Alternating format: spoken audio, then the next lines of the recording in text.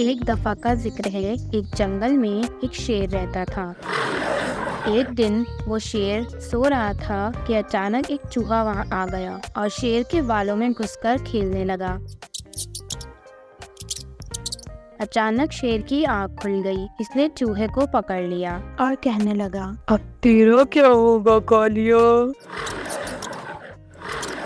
चूहा डर गया और शेर से मिन्नत करने लगा कि मुझे छोड़ दो, मैं आइंदा ऐसा नहीं करूँगा। शेर को इस पर रहम आ गया। इसने चूहे को छोड़ दिया। चूहा जाते जाते शेर से कहने लगा कि मैं इस एहसान का बदला जरूर दूंगा। शेर चूहे की ये बात सुनकर हंस पड़ा। एक दिन कुछ शिकारी जंगल में आ गए। उन्होंने जाल डालकर बेचारे शेर को कैद कर दिया। वहाँ अचानक वही चूहा भी आ गया। इसने अपने दांतों से सारे जाल को काट डाला। इस तरह से शेर आजाद हो गया। शेर ने चूहे का शुक्रिया अदा किया। चूहे ने कहा कि कोई बात नहीं, एक दिन आपने मेरी मदद की थी, आज मैंने आपकी मदद कर दी, शुक्रिया किस बात का।